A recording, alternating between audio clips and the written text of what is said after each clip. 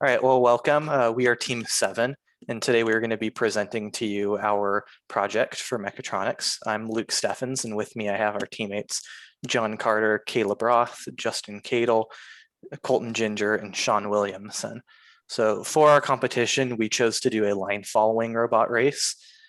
So for the race, we had 3 loops around a track, and every loop around to the track, we had a perpendicular line that would tell the robot to stop and take a measurement using a distance sensor to find the distance between the line and an object to the side of the course. So we just have a video here just showing one lap from our demonstration. So we will play that for you now.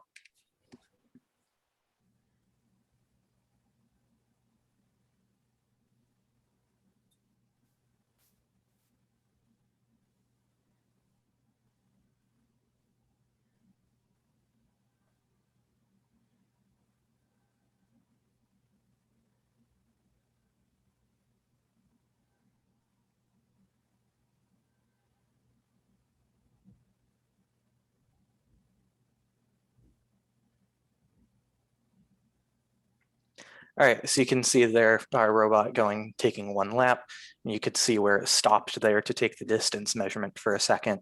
So that was from our official run for our timing. The complete run, our final time was about 1 minute and 44 seconds. And we didn't encounter any penalties due to inaccuracies with our distance reading. So that is our final time of 1 minute and 44 seconds. As of the recording of this presentation, our partner team, Team 6, has not done their part of the competition, so we don't know who has won or lost yet. So anyways, I will now pass things on to Coleton, who will talk a little bit about our pin designations and our sensors. So when selecting the pins for our competition, or the sensors and actuators for the competition, we didn't really go outside of any of the devices used outside of the scope of this class. So all of them were used in previous labs. For sensing the line, we used 2 of the line sensors instead of 3, since our track was a closed loop. There was no way, short of a malfunction, for the robot to go outside and have to find the line again. So 2 sufficed, and those required 2 analog pin inputs. And we went with a servo to display our distance reading rather than an LCD, because as you can see, a servo requires 1 pin and an LCD would have required many, many more. So it just kept the complexity of it down. And then we utilized an H-bridge driver, which had 4 regular pins and then 2 pulse width modulation pins. Shon will talk about that more in the circuits and wiring slide. And then we went with a sonic distance sensor, which required 2 pins, 1 for the trigger, 1 for the echo. This was much more accurate than our infrared sensor and could read greater range of distance. So it applied to our competition. So I'll pass it on to Shon, who will talk about that H-bridge driver and the circuits. So for the circuits, we used 4 AA batteries to power all of the sensors. So that ran to the breadboard. And to keep the robot self-sufficient, we used a 9-volt battery to power the Arduino. Like Coleton mentioned, we used the H-bridge driver to control both the direction and the speed of both motors. This gave us a little bit more control, but it did require more pins and more connections.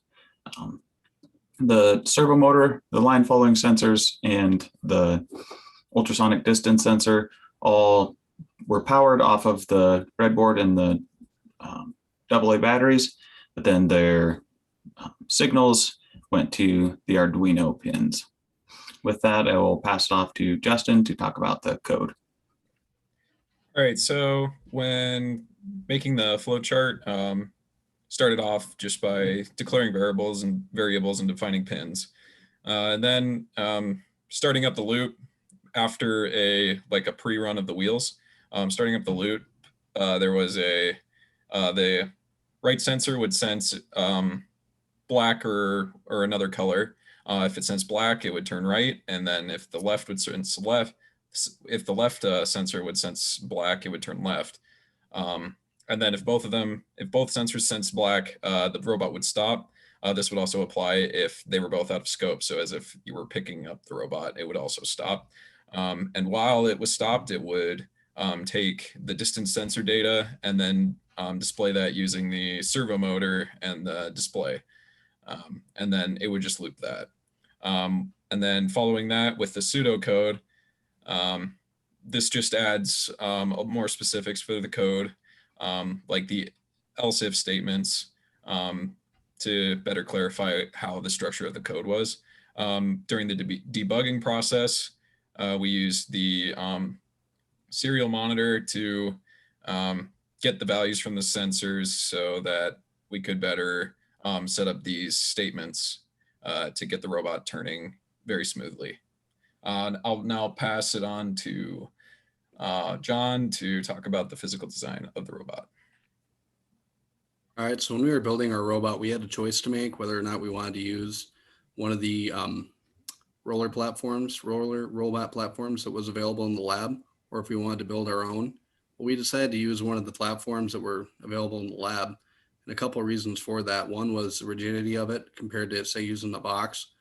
And then also the platform had holes in it that made it easy to attach components and sensors and such. So our design incorporated 2 levels. On the top level was all of our electronics. In the middle, we had our motors. Below the bottom level, we had our caster wheel, as well as our line following sensors. So that's that. I'm going to now pass it on to Kaleb to talk about signal conditioning. We chose not to use any signal conditioning for our robot. We considered using signal conditioning in conjunction with our ultrasonic distance sensor. We could have utilized a moving average filter to generate a more accurate reading of the distance being measured, but the measurements we obtained were accurate enough to not find signal conditioning necessary. Next, John is going to discuss our team dynamic.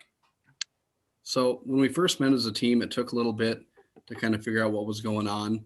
And that kind of leads me into the 4 stages of team development. You have forming, storming, norming, and then performing.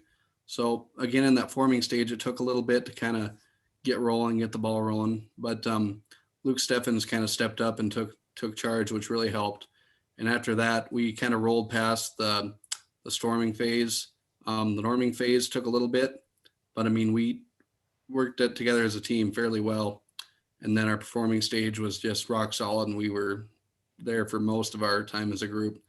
Now, to get things done and to keep people accountable, what we would do is when we were working on a report, we would assign jobs for the next report to certain group members.